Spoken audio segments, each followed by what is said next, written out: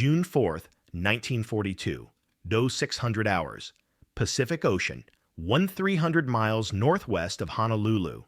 The morning sun rises over an endless expanse of blue, its golden rays catching the white caps of gentle swells that stretch beyond the horizon. Admiral Chuichi Nagumo stands on the bridge of the aircraft carrier Akagi, his weathered hands gripping the rail as he surveys his mighty fleet. 6 months after Pearl Harbor, the combined fleet appears invincible. 4 aircraft carriers cutting through the Pacific waters like steel leviathans, their flight decks bustling with mechanics preparing Zeros and dive bombers for another day of anticipated triumph. The salt-tinged air carries the familiar sounds of a navy at war, the rhythmic thrum of engines, the metallic clatter of ordnance being loaded, the sharp commands of flight officers echoing across the flight deck. In these pre-dawn moments, confidence flows through the Japanese fleet like electricity through copper wire. Nagumo adjusts his white naval cap and checks his pocket watch, a precise Swiss timepiece gifted to him during his diplomatic service in Europe years before the war. The steady tick-tick-tick has become his constant companion, marking time through victories at Pearl Harbor, the Dutch East Indies, and Ceylon. This morning, that same methodical rhythm seems to pulse in harmony with the Empire's inexorable march across the Pacific. Everything appears ordered, calculated, destined for success. The Japanese strike force had sailed from their anchorage at Hashirajima with absolute confidence in their mission. For 6 months, the Kido Butai, the first air fleet, had operated across the Pacific like an unstoppable force of nature. They had crippled the American Pacific Fleet at Pearl Harbor, destroyed Allied air power in the Dutch East Indies, and sent British naval forces fleeing from the Indian Ocean. Their aircraft carriers, Akagi, Kaga, Soryu, and Hiryu, had become floating symbols of Japanese naval supremacy, each one a testament to the Empire's technological prowess and tactical brilliance. The strategic objective at Midway seemed almost routine by comparison to their previous conquests. This tiny atoll, barely 2 miles long and consisting primarily of sand and coral, represented more than just another stepping stone in Japan's Pacific expansion. It was the key to drawing out and destroying what remained of the American Pacific Fleet. Admiral Isoroku Yamamoto, architect of the Pearl Harbor attack and mastermind of Japan's naval strategy, had conceived Midway as the decisive battle that would force America to negotiate peace on Japanese terms. The plan was elegant in its simplicity. Seize Midway, use it as bait to lure the remaining American carriers into a trap, then annihilate them in one climactic engagement. Intelligence reports suggested only modest American defenses on the atoll itself, perhaps 50 aircraft and a small garrison of Marines. The Japanese force approaching Midway consisted of over 160 warships, including 11 battleships, 8 aircraft carriers, and more than 400 combat aircraft. Against such overwhelming strength, American resistance seemed not just futile, but almost insulting to contemplate. The mathematical certainty of victory had become an article of faith within the Japanese command structure, but mathematics, as Admiral Nagumo would discover in the coming hours, tell only part of warfare's story. Hidden beneath the Pacific's deceptively calm surface lay currents of intelligence, preparation, and determination that Japanese planners had failed to detect. While Nagumo's carriers approached Midway with their crews confident of another easy victory, American codebreakers at Pearl Harbor had been working around the clock to penetrate Japanese naval communications. For weeks, cryptanalysts led by Commander Joseph Rochefort had been unraveling the intricate patterns of JN-25, the Japanese Navy's primary operational code. The breakthrough had come gradually, like dawn breaking over a mountain range. First individual words, then phrases, finally entire messages revealing Japanese intentions with startling clarity. By late May 1942, American intelligence possessed detailed knowledge of Japanese fleet movements, attack timing, and strategic objectives. Admiral Chester Nimitz, commanding the Pacific Fleet from his headquarters at Pearl Harbor, found himself in the unprecedented position of knowing his enemy's plans better than many Japanese officers knew them themselves. This intelligence advantage represented more than mere tactical superiority. It embodied a fundamental difference in how democratic and authoritarian societies approached warfare. While Japanese military culture emphasized rigid adherence to predetermined plans and unquestioning obedience to authority, American naval doctrine encouraged initiative, adaptation, and tactical flexibility at all command levels. The contrast would prove decisive in the hours ahead. As Nagumo's task force closed on Midway, American preparations had been proceeding with methodical urgency. Admiral Raymond Spruance, commanding Task Force 16 with the carriers Enterprise and Hornet, had positioned his ships northeast of Midway based on Nimitz's intelligence briefings. Task Force 17, centered on the carrier Yorktown under Rear Admiral Frank Fletcher, had taken station nearby despite the ship's battle damage from the recent Coral Sea engagement. American shipyard workers at Pearl Harbor had accomplished what many considered impossible, repairing Yorktown's extensive damage in just 3 days rather than the estimated 3 months. The symbolism of Yorktown's rapid repair would resonate throughout the coming battle.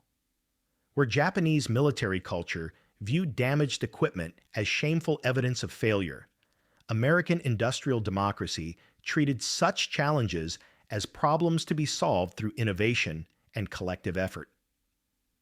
Welders worked around the clock, their acetylene torches casting dancing shadows across the carrier's hangar deck as they raced to restore battle readiness. The ship that had limped into Pearl Harbor, trailing oil and listing to starboard, emerged 3 days later as a testament to American industrial might and democratic determination. By dawn on June 4th, the stage was set for what would become history's most decisive carrier battle. 4 Japanese aircraft carriers faced 3 American carriers in waters that would soon run red with the blood of heroes and the oil of burning ships. But the true contest extended far beyond mere numbers of aircraft and tonnage of steel. This would be a collision between 2 fundamentally different visions of civilization, one built on rigid hierarchy and unquestioning obedience, the other founded on individual initiative and collective responsibility. The Japanese approach to warfare reflected centuries of samurai tradition adapted to modern naval technology. Orders flowed downward through rigid chains of command, with subordinates expected to execute plans without question or modification. This system had proven devastatingly effective during the war's opening months, when superior Japanese training and equipment had overwhelmed unprepared Allied forces. But it also contained inherent weaknesses that would become apparent under the extreme stress of prolonged combat. American naval doctrine, by contrast, emphasized what military theorists call mission-type orders, giving subordinate commanders clear objectives while allowing them freedom to adapt tactics to changing circumstances. This approach required higher levels of training and initiative at all ranks, but it also created resilience and flexibility that authoritarian systems struggled to match. When plans went awry, as they inevitably do in warfare, American forces could adapt and improvise while their opponents remained locked into predetermined patterns. These philosophical differences would manifest in countless small decisions throughout the coming battle. Japanese pilots, trained to follow rigid attack patterns, would struggle to adapt when circumstances deviated from their rehearsed procedures. American aviators, encouraged to use individual judgment, would demonstrate remarkable creativity and persistence even when facing overwhelming odds. The cumulative effect of these differences would transform what appeared to be certain Japanese victory into catastrophic defeat. At 0430 hours, as the first Japanese strike wave launched from their carrier's flight decks, Admiral Nagumo felt the familiar satisfaction of a well-executed plan unfolding on schedule. 108 aircraft, Kate torpedo bombers, Val dive bombers, and Zero fighters departed their ships in perfect formation, their engines harmonizing in a symphony of controlled power. The strike leader, Lieutenant Commander Chuichi Tominaga, had briefed his pilots with characteristic Japanese precision: neutralize Midway's air defenses, destroy ground installations, and prepare the atoll for invasion by Japanese forces following behind. The Swiss pocket watch continued its steady rhythm as Nagumo calculated timing and distances. His staff officers clustered around navigation charts, marking aircraft positions and updating target assessments based on reconnaissance reports. Everything proceeded according to plan, with the methodical precision that had characterized Japanese naval operations since Pearl Harbor. The Admiral allowed himself a moment of quiet satisfaction. By sunset, Midway would fly the rising sun flag, and American naval power in the Pacific would be reduced to irrelevance. But even as Japanese aircraft approached their target, American radar operators on Midway were tracking their approach with growing excitement. The island's primitive radar sets had detected the incoming strike at a range of over 90 miles, providing precious minutes for defensive preparations. Air raid sirens began wailing across the atoll as pilots sprinted toward their aircraft and ground crews scrambled to launch every available fighter. The American response reflected democracy's inherent chaos and resilience. Unlike the Japanese strike, which had launched with parade ground precision, American aircraft took off in ragged formations as soon as pilots could reach their planes. Marine fighters, Army bombers, and Navy torpedo planes departed Midway's runways in whatever order circumstances permitted, their crews united by determination rather than rigid doctrine. This apparent confusion masked a fundamental strength. When democratic forces face existential threats, individual initiative and collective purpose merge into something greater than the sum of their parts. As the first Japanese bombs began falling on Midway at 0630 hours, Lieutenant Commander Tominaga faced an unexpected dilemma. His attack was achieving tactical success. Hangars were burning, fuel storage tanks exploding, and American aircraft being destroyed on the ground. But the level of resistance exceeded Japanese intelligence estimates. American fighters were rising to meet his bombers despite the surprise attack, and ground-based anti-aircraft fire was proving more accurate than anticipated. Most significantly, Midway's runways remained operational despite repeated bombing runs. Tominaga radioed back to Admiral Nagumo with a message that would prove fatally consequential. There is need for a second attack wave. This communication reached the Japanese flagship at precisely the moment when American torpedo bombers from Midway were approaching the Japanese fleet. The timing created what military historians would later recognize as one of warfare's most dramatic decision points, a moment when victory and defeat balanced on the edge of a knife. Nagumo faced an agonizing choice. His second strike wave sat on the carrier's hangar decks, armed with armor-piercing bombs and torpedoes for use against American warships. Converting them to attack Midway would require at least an hour of rearming with high-explosive bombs, time during which his fleet would remain vulnerable to American counterattack. But Tominaga's assessment suggested that leaving Midway's defenses intact would jeopardize the entire operation. The Swiss pocket watch continued its relentless tick-tick-tick as Nagumo wrestled with the decision. Japanese naval doctrine provided clear guidance for such situations. Maintain the primary mission focus and avoid dispersing forces between multiple objectives. But the reality of combat rarely conforms to theoretical principles, and the Admiral found himself caught between competing imperatives. His staff officers waited in tense silence as their commander weighed options that would determine the fate of the Japanese Empire. At 07:15 hours, Nagumo made his choice. The second strike wave would rearm for another attack on Midway. Across 4 carrier flight decks, ordnance crews began the laborious process of removing armor-piercing weapons and installing high-explosive bombs. The Swiss timepiece marked each passing minute as sailors wrestled with 1,000-pound bombs in the confined spaces of aircraft hangars, sweat streaming down their faces as they raced against time and circumstance. What neither Nagumo nor his staff realized was that American scout planes had been shadowing the Japanese fleet since dawn. At 05:22 hours, Ensign Jack Reed, piloting a PBY Catalina flying boat from Midway, had spotted the Japanese carriers and radioed their position back to Admiral Fletcher aboard Yorktown.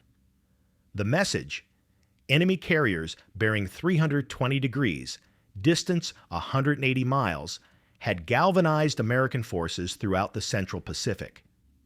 Fletcher immediately ordered Admiral Spruance to launch everything available from Enterprise and Hornet. The American response embodied democratic warfare at its most characteristic. Instead of waiting for perfect coordination or optimal timing, Spruance committed his forces based on incomplete information and calculated risk. By 0700 hours, over 100 American aircraft were airborne and heading toward the Japanese fleet. The contrast with Japanese procedures was stark and telling. Where Nagumo had spent precious minutes calculating optimal timing and coordination, Spruance acted on the principle that immediate action with imperfect information was preferable to perfect planning that arrived too late. This philosophical difference between authoritarian deliberation and democratic initiative would prove decisive in the hours ahead. As American strike aircraft headed southwest toward their targets, Japanese fighters were landing back aboard their carriers after the Midway attack. The flight decks bustled with activity as pilots climbed from their cockpits and ordnance crews prepared for the second strike. 0 fighters needed refueling and rearming, while returning bombers required inspection and repair. The steady tick of Nagumo's pocket watch seemed to synchronize with the rhythmic movement of men and machines across the carrier decks. At 07:28 hours, the first American torpedo bombers appeared on the horizon. Torpedo Squadron 8 from Hornet, led by Lieutenant Commander John Waldron, had become separated from their fighter escort and dive bombers during the long flight from their carrier. 15 TBD Devastator torpedo bombers approached the Japanese fleet alone, their crews fully aware that they were flying into what amounted to a death trap. The Devastator was already obsolete by 1942 standards, slow, poorly armored, and armed with torpedoes that frequently malfunctioned. Against the concentrated firepower of 4 Japanese carriers and their escorting warships, the American attack seemed suicidal.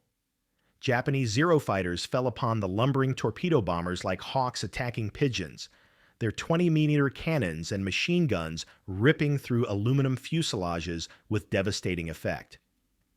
One by one, the American torpedo bombers fell burning into the Pacific.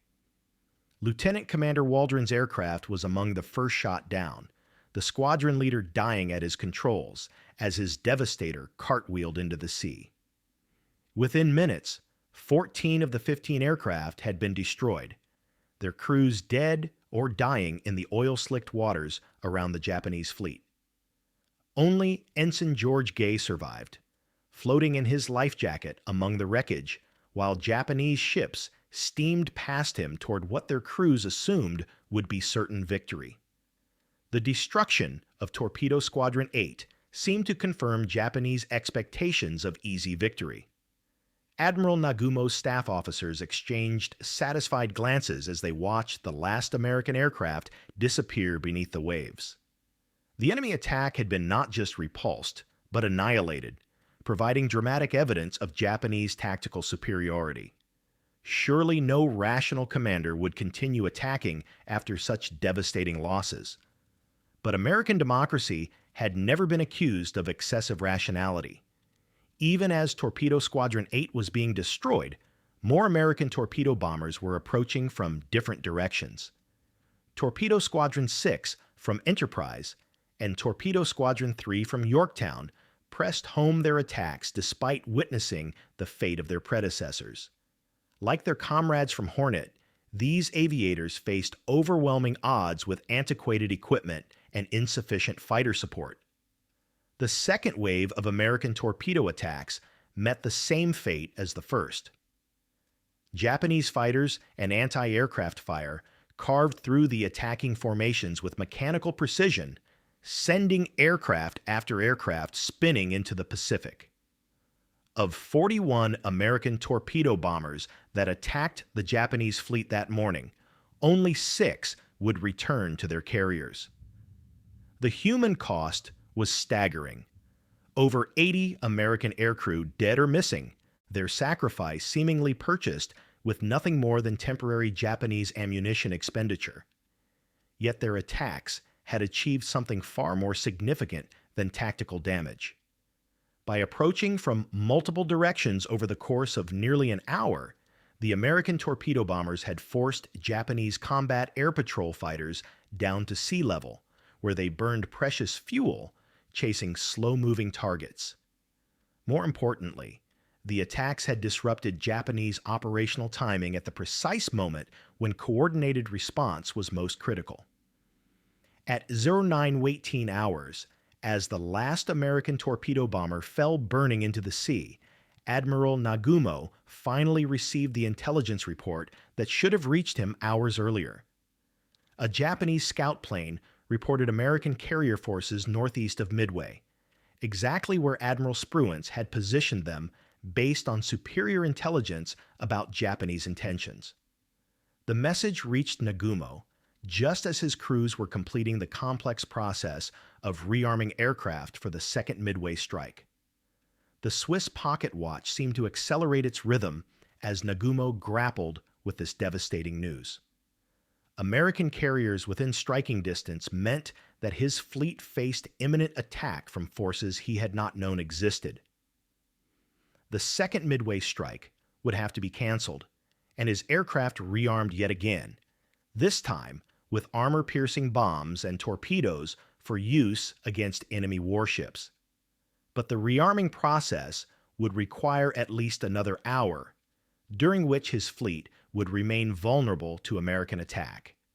Japanese efficiency, which had served the Empire so well during 6 months of Pacific conquest, now became a liability. The rigid procedures that ensured perfect coordination under normal circumstances could not adapt quickly enough to rapidly changing battle conditions. Ordnance crews who had spent the morning switching weapons configurations found themselves reversing the process yet again, their movements becoming less precise as fatigue and stress took their toll. At 1,000 hours, disaster struck with devastating suddenness. American dive bombers from Enterprise, led by Lieutenant Commander Wade McCluskey, had been searching for the Japanese fleet for over 2 hours. Low on fuel and unable to locate their targets, McCluskey had made the crucial decision to follow a Japanese destroyer that was racing northward at high speed. The destroyer Arashi was hurrying to rejoin the main fleet after depth charging an American submarine, and her wake provided McCluskey with a perfect arrow pointing toward his objective. The timing proved catastrophic for Japanese forces. Just as American dive bombers reached attack position high above the Japanese carriers, the fleet's combat air patrol fighters were at sea level, having just finished destroying the last American torpedo bombers. Japanese radar could not detect high-altitude aircraft, and the carriers' anti-aircraft guns were oriented toward low-level attackers. For perhaps the only time in the entire Pacific War, American naval aviators achieved complete tactical surprise against Japanese forces. McCluskey rolled his SBD Dauntless dive bomber into its attack dive at exactly 1022 hours, followed by 36 more aircraft from Enterprise and Yorktown. The Swiss pocket watch in Admiral Nagumo's pocket continued its steady rhythm even as the universe around him collapsed into chaos.